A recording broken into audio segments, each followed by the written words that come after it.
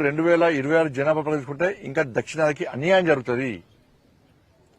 దాన్ని గుర్తించే దక్షిణాదికి అన్యాయం జరగదని ఆలోచనతో నరేంద్ర మోడీ గారు దేశవ్యాప్తంగా ఒకే నిర్ణయాన్ని, ఒకే పాలసీని అమలు చేయాలనే ఉద్దేశంతో, ఒకటే క్రైటీరియా తీసుకొని చేయాలనే ఆలోచనతో మోడీ ప్రభుత్వం వస్తే రెండింటికి లింకు కలిపి ఇవాళ అడ్డుకునే ప్రయత్నం ఇలా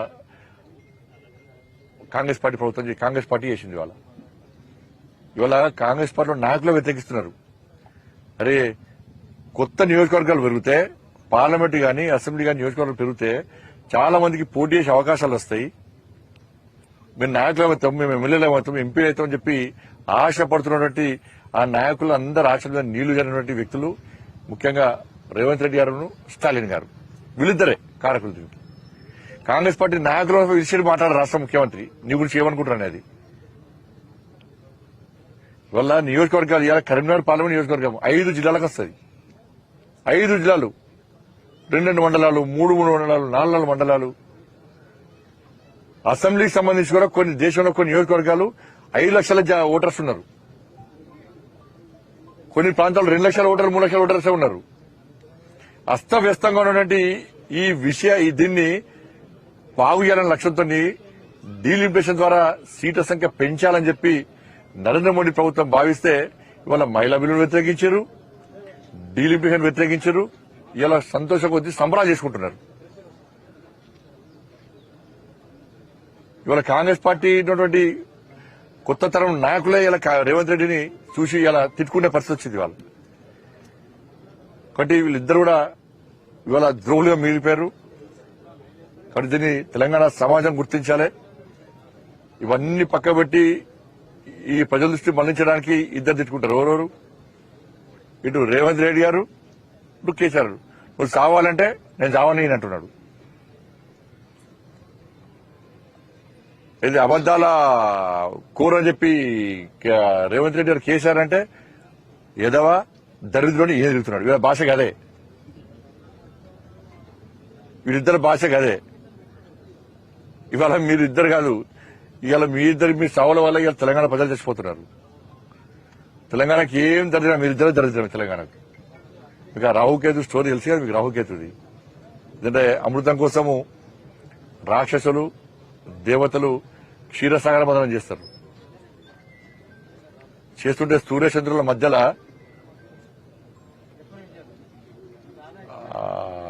రాక్షసుడు వస్తాడు. రాక్షసుడు వచ్చి దేవత రూపంలో వచ్చి కూర్చుంటే ఈ విషయాన్ని గుర్తించినటువంటి సూర్యచంద్రులు ఏం చేస్తారు? విష్ణుమూర్తికి సమాచారం ఇస్తారు. మోహిని రూపంలో ఉన్న విష్ణుమూర్తి వచ్చి ఆ రాక్షసుని అమృతం తీసుకున్న తర్వాత ఆ గొంతులో ఉన్నటువంటి అమృతము కడుపులోకి పోకుండా ఉండాలని చెప్పి ఆలోచనతో సుదర్శన శక్తితో తల నరికేస్తాడు. అందుకే పైన తల రాహు అవుతాడు, మొండెం కేతు. రేవంత్ రెడ్డి రా అంటే రాహు, కేతు రేవంత్ రెడ్డి, కేసీఆర్ కే అంటే కేతు కేసీఆర్. ఇదే దరిద్రం తెలంగాణ. రాహు కేతులకే మారిపోయారు. ఈ శని పోవడానికి ఇలా తెలంగాణ సమాజం పూజలు చేస్తున్నారు. మా బతుకులు ఇట్లా ఆగమైతాయి, దరిద్ర బతుకులు అయిపోయినాయి, మా భిక్ష బతుకులు అయిపోయినాయి చెప్పని. కాళేశ్వరం చెప్పి నేను రాష్ట్ర ముఖ్యమంత్రి గారిని కోరుతున్నా. కాళేశ్వరము 1,00,000 కోట్ల స్కామ్ జరిగిందా, 9,000 కోట్ల స్కామ్ జరిగిందా? ఫస్ట్ దాని క్లారిటీ.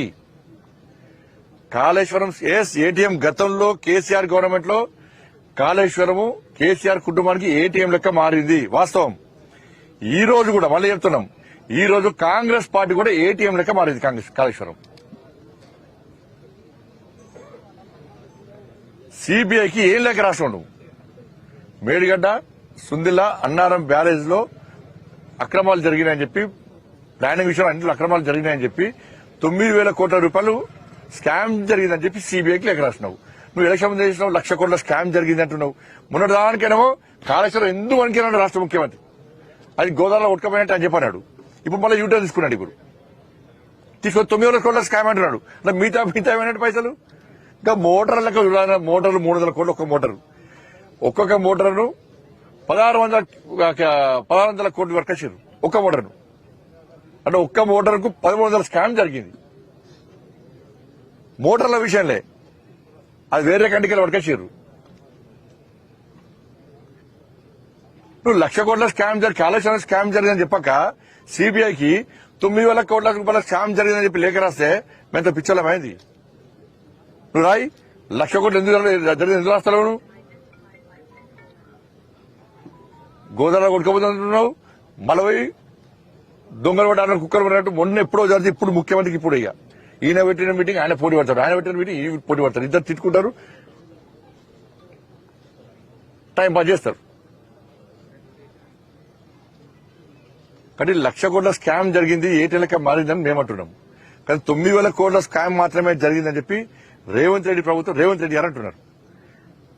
కాబట్టి 1,00,000 కోట్ల మీద విచారణ జరపడా 9,000 కోట్ల మీద విచారణ జరపడా రాష్ట్ర ముఖ్యమంత్రి స్పష్టం చేయాలి. కాబట్టి ఈ రెండు పార్టీలు ఒకటే, ఈ రెండు పార్టీలు ఒకటే. ఏంటంటే వీళ్ళ అవినీతికి వాళ్ళు ప్రోత్సహిస్తున్నారు, వీళ్ళ 6 గ్యారెంటీల మీద వాళ్ళు ప్రశ్నించే ప్రయత్నం చేస్తలేరు. ఒక్క కేసీఆర్ కుటుంబం మీద ఒక్క విచారణ జరపడం ఇంతవరకు ఒక్కరి మీద కనీసం చర్య తీసుకున్న పాపనాన్ని పోలేదు.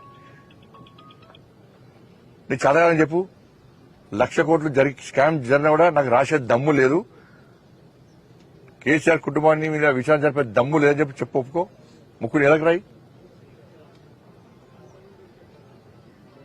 కాబట్టి ఈ విషయంలో ఇవాళ తెలంగాణ సమాజం జాగృతమైంది.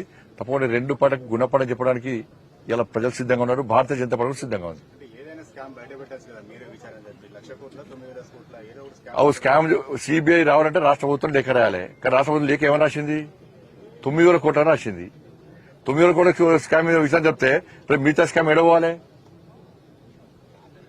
రాష్ట్ర ప్రభుత్వం ఏది రాస్తే దాని మీద విచారణ జరుగుతుంది. రాష్ట్ర ముఖ్యమంత్రి ఎందుకు రాస్తలేడు అంటున్నా, 1,00,000 కోట్ల స్కామ్ జరిగితే ఎందుకు రాస్తలేడు అంటున్నా.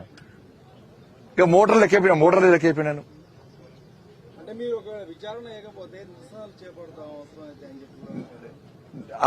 రేవంత్ రెడ్డి రాష్ట్ర లేఖలు మొత్తం బహిరంగపరుస్తాం. మేము కూడా ఇంటింటికి కరపత్ర లెక్క వస్తాం.